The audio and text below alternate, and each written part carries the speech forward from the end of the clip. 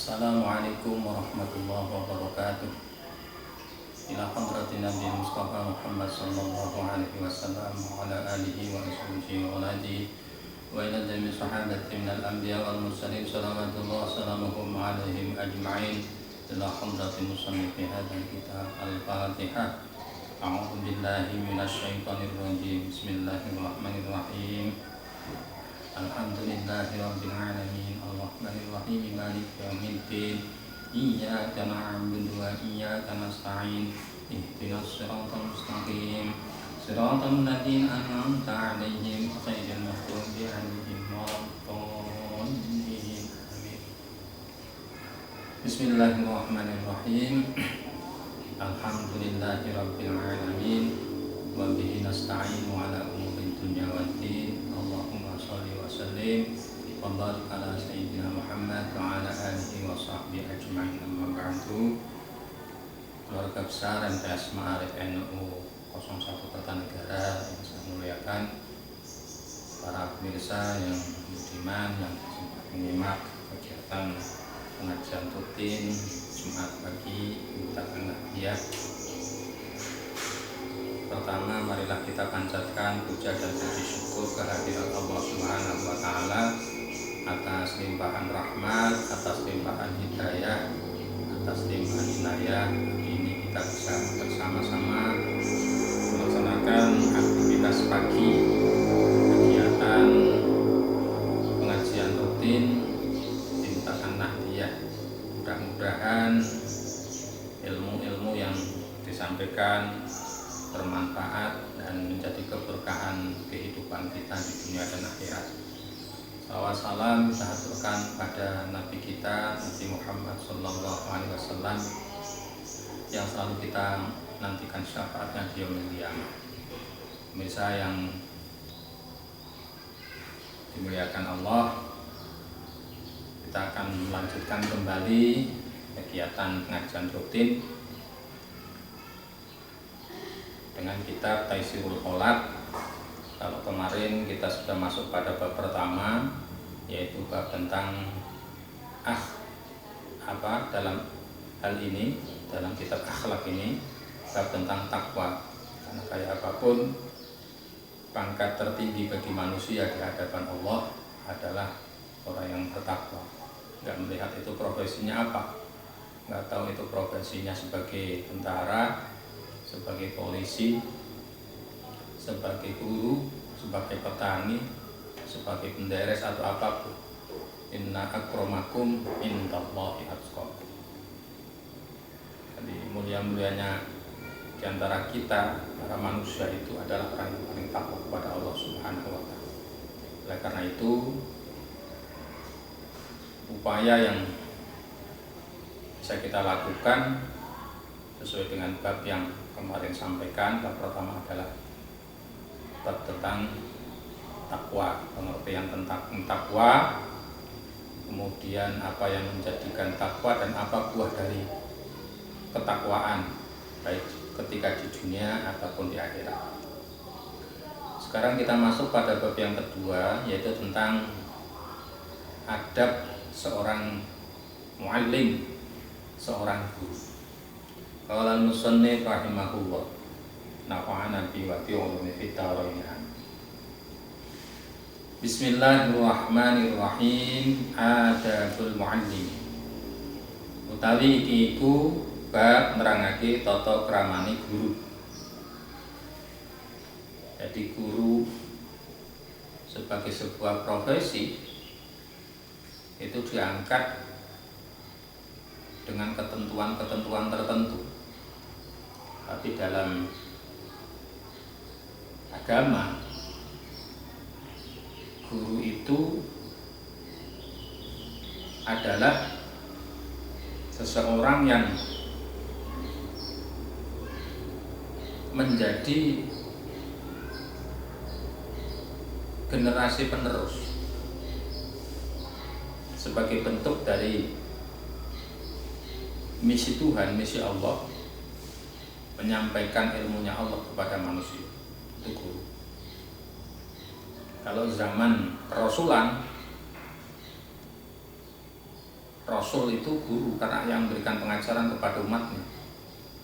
Kalau zaman sekarang bukan zaman kerasulan, tapi zaman warasatul anbiya, para pewaris para nabi. Ada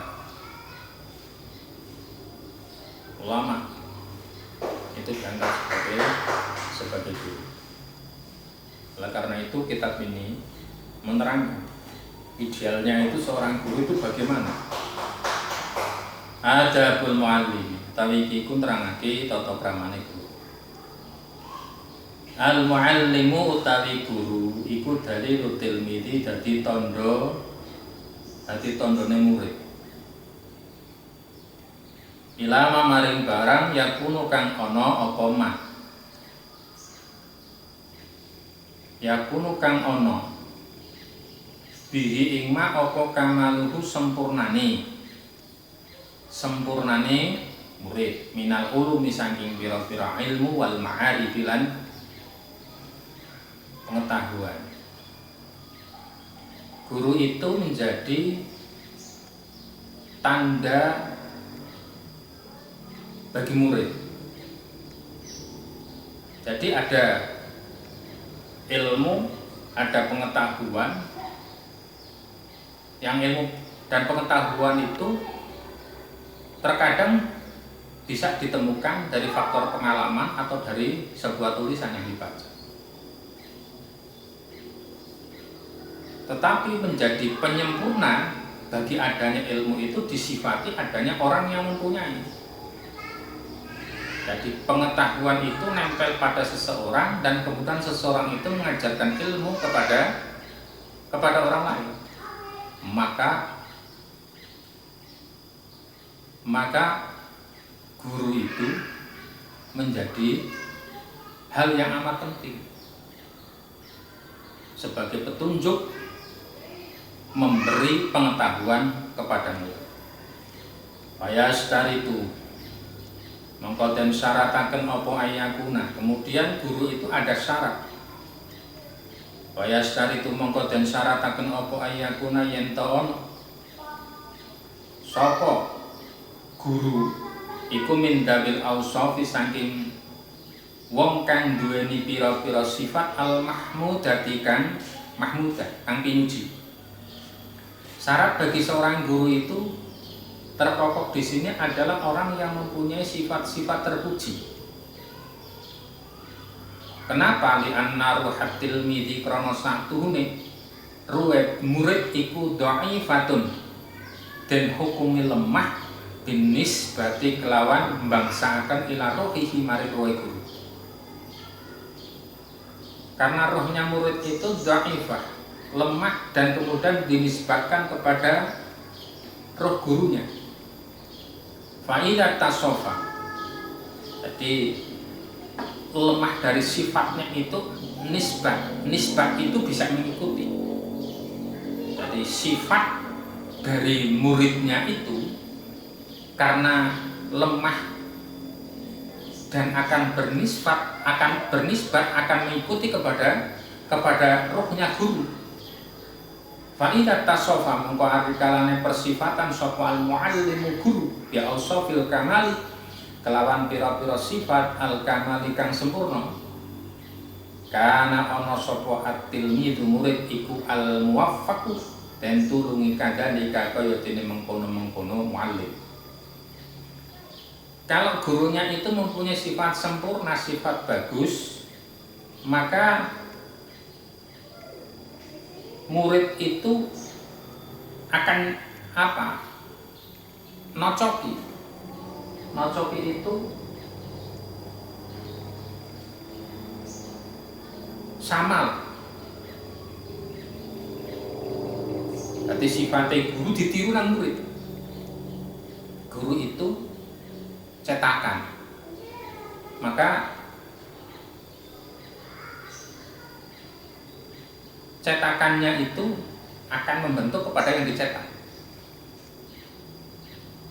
Oleh karena itu kemudian kalau ada beberapa murid yang sifatnya, polanya itu terkadang bisa dilihat dari siapa gurunya. terutama anak-anak santri. Kalau anak-anak santri itu gaya, sifat, tingkah laku, cara berpakaian itu biasanya meniru gaya yang dilakukan oleh guru. Karena guru itu sebagai top figur. Guru itu sebagai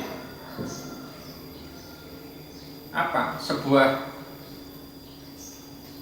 contoh bagi murid-muridnya. Mulane santri iki gayane ngono, ora gumung sebab ndeleke muridé sapa. Itu muridnya siapa? Itu muridnya si pantes. Akhlake pantes, gaya golek keambinan, pantes golek mulang, gaya mulangi, pantes cara berbicaranya seperti itu.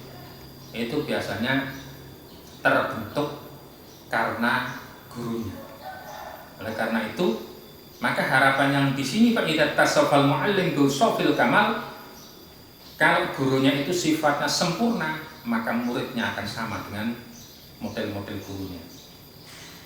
Fa'idan mongkola buddha wajib apa ayakuna yento ono sapa muallim. Karena itu maka kesempurnaan dari sifat guru itu bagaimana? Harapannya adalah guru itu la buddha wajib ayakuna. Guru itu harus ayakuna yento ono sapa muallim ono iku takiyan wong kang takwa, mutawadian tur wong kang andhap asor. Satu sisi guru itu kudu takwa, tapi sisi lain guru kudu andhap asor.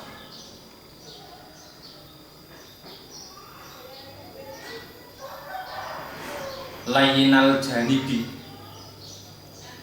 tur lemes landungi litamilal qulub Betamila supaya condong apa al-qulubu ati ilaihi maring guru fatas tafidu mongko amrih ngalap faidah sapa murid minhu saking guru. Gurune takwa, orang yang rendah diri, terus kemudian kuat tirakat, hatinya itu tirakat itu hatinya itu akan menjadi hati yang betul-betul baik. Wa ayakuna lan yento sapa guru ana iku halimah, wong kang halim, wakuron tur wong kang jatmika liyukta dadrapon supaya melu bihi maring guru. Wa ayakuna yento ana sapa muallim ana iku darahmatin wong kang duweni welas litalamidi maring pira-pira murid. Litalamidi maring pira-pira murid. Guru itu ya sing eman, guru yang mempunyai belas kasih. Melihat anak itu karena faktor kasihan, dia adalah umatnya Nabi Muhammad SAW. Karena melihat manusia itu adalah hambanya Allah, melas yang kudu ditulungi nganggo ilmune Gusti Allah, didudok-dudokno, diajari bukan semata-mata karena kita tahu, karena kita itu diberikan pengetahuan Allah untuk menunjukkan kepada orang lain supaya tahu. Syafiqon turulas alaihi mengatasi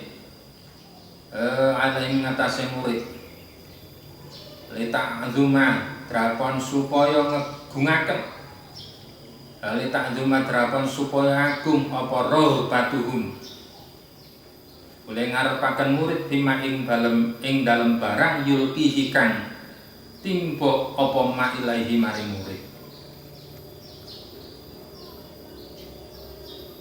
Salah satunya ya syafiq, mempunyai belas kasih yang begitu mendalam terhadap murid sehingga keinginan murid untuk mendapatkan ilmu sekecil apapun dari gurunya sangat diharapkan.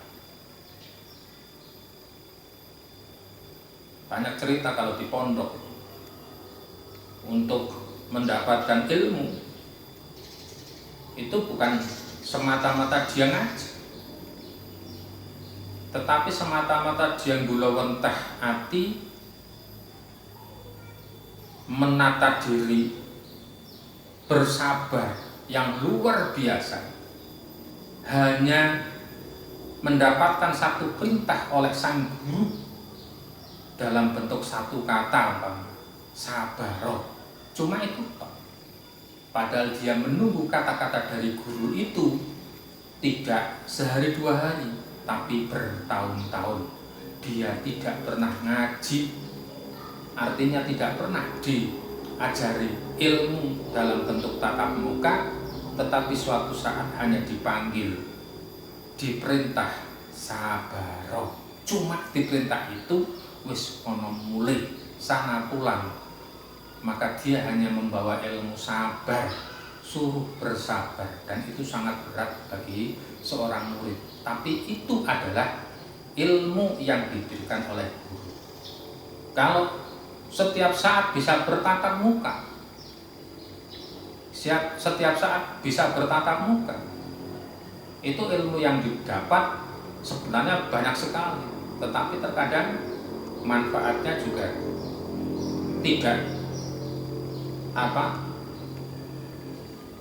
tidak lebih dari orang yang hanya diperintah untuk bersabar. Karena ilmu itu ada yang didapat melalui sebuah dirosah,